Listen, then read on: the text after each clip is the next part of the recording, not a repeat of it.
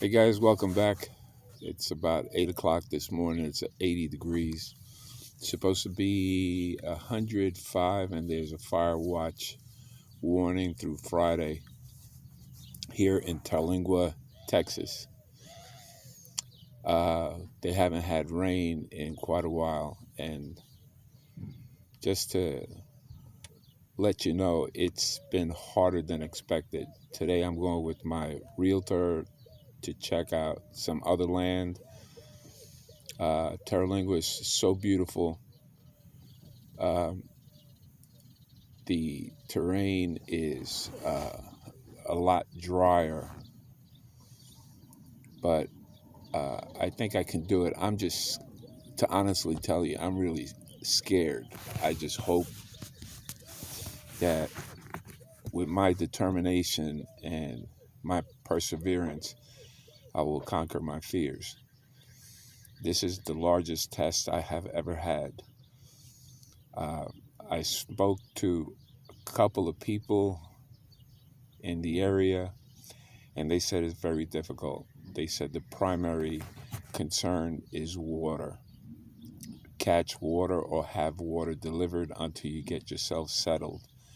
And I understand that because I've carried 4 cases of water and 3.5 are gone.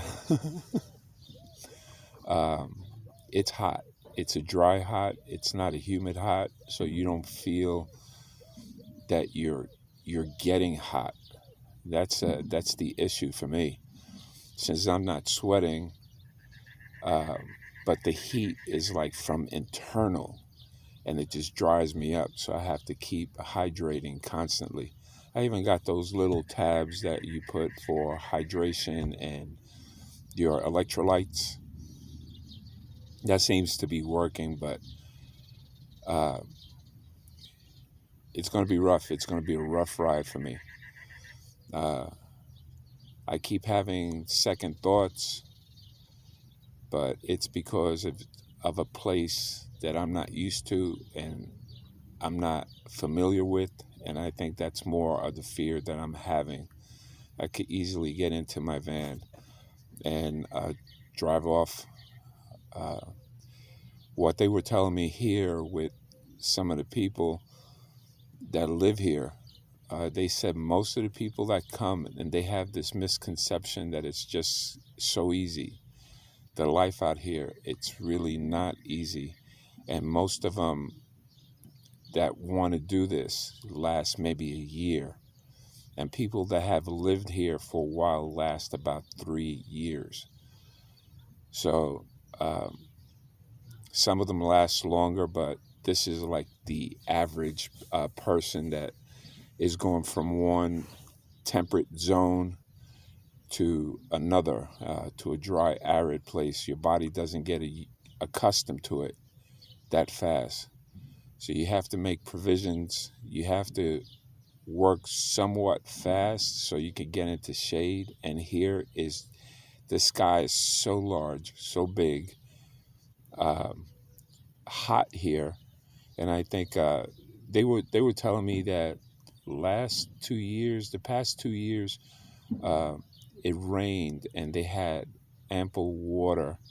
This year has been really dry, and the difference is the mountains are brown because the vegetation hasn't grown, the trees or anything.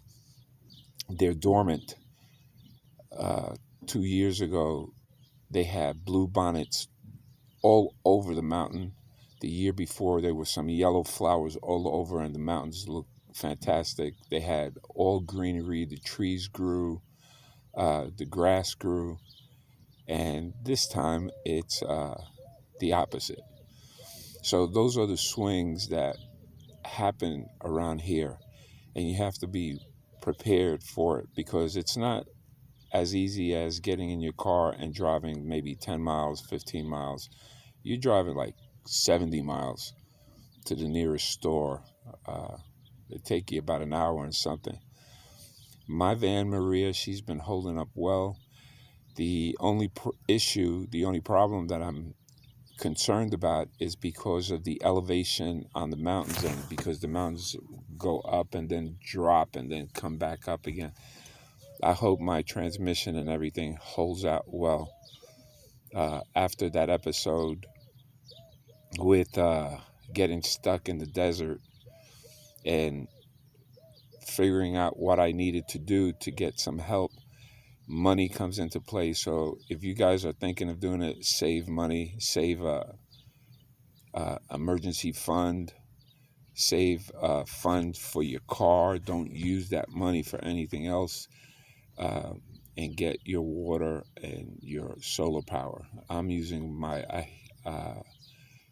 friend Omar from Sierra Blanca, from Van Horn, Texas, gave me a solar panel and a fan that I have to install. So he said that'll hold you off until you upgrade your system.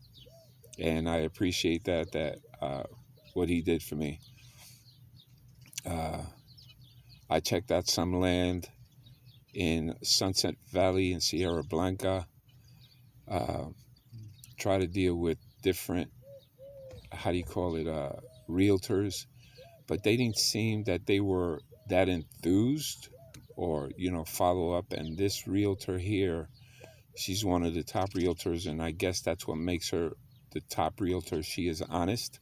She will answer any and all your questions plus more.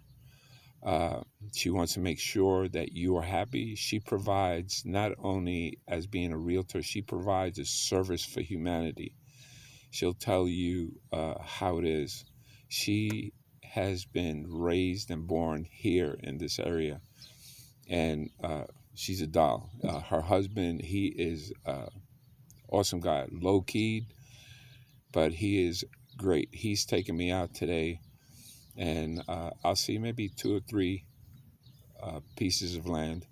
And then from here, I'm going to start heading back to Houston to decide which one I would like. I'm still going with it. So, hey, either I'm stubborn, stupid, whatever you want to call me, but I'm still going to it. And that's the only way I learn. I've got to go through the whole thing. I've got to see from the beginning to the end. If I don't like the end, I'm really not losing anything. I'll have the land paid. I could hold on to it, and property value will go up, because there's a lot of people moving down here. They think it's the best time to do it during the summertime. Well, that's only one. You have the rainy season. So I still haven't experienced the rainy season. And where are you going to place a house? What are you going to do for cooling? And I'm by myself, and I'm going to build an adobe house.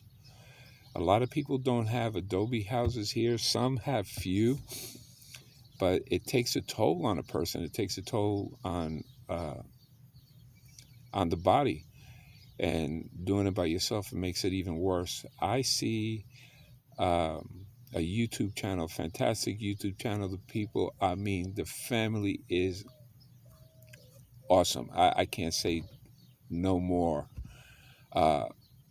good things about them. I could, but I'll be here forever. They have the family, the kids working, and they're in the Arizona desert. So they make it look simple. They make it look doable, which it is. You have the supplies, you have everything. You have to take care of your car. You have to take care of your family. You also have to take care of the children, teaching them, homeschooling. And you have other chores. You want to make sure that you're self-sufficient, self-reliant on yourself. So you get, animals, food, and you start off slowly. But if you expect that you're just going to move in here and have a company come in and build a house, if you have that type of money, more power to you. But my whole mission to this is doing this self-sufficient for myself, being able to do it, and do it for the least amount of money. I'm on a limited budget, and I have to work with what I have. So do me a favor, please. Subscribe, because that'll bring my subscribers up higher, and I could post. I need 1,000 subscribers, and I hate begging, but I'm not begging. I'm just telling you how it is. And most YouTubers know uh, what goes on. And the more subscribers you have, the more options you have to put links to show people what you're thinking of. Well, you know how it is, how it works. Just subscribe, please. Like, share, get your friends, whoever. But I mean, really look at it. I need the subscription, the notification, because the algorithms just don't. Just because you're looking at the video, yeah, it says you're looking at your video. You have like a little YouTube, how do you call it, analysis that they send you, and they tell you how many people are watching, who's watching, and who's subscribed, who's not subscribed, who's a return viewer. And I appreciate you guys that coming by and seeing this journey of mine. I know it seems a little boring when I speak, but what I'm telling you is God's honest truth. This is what I'm going through. You might find it a little easier. You might find it harder. This is what's so far working for me.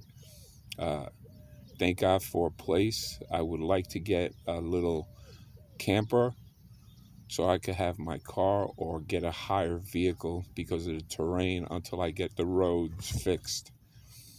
That's a big thing for me. And I've got to get more cisterns. I got to get larger cisterns. I have small ones. And the way you use water here, you're self-aware. You try to be self-aware how you use your water. It's not just when you brush your teeth to let the water run, because that you're wasting. And I've never realized how much water I could waste. Even showering, when you shower, wet yourself down and then rinse yourself off. You know those showers in the beaches and on the pools that they have that little button that you press and it turns on for a while, you wash? That's what I need. I need something to do some plumbing type like that, or just turn it on and off when I'm washing up and everything. But those are simple things that we take for granted. I was taking for granted. When you wash your dishes, you let the water run and run and run and run, all that water. And it affects the world. It affects everybody. And water is a commodity. I'm just realizing that, electricity is a convenience. You could use candles and everything, but with the dryness here, you have to be very careful you don't start a fire, So, guys, thank you again for watching. Omar, I hope you're watching, and I'll see you soon. I might head to Houston so I can get things straightened out. You take it easy, guys.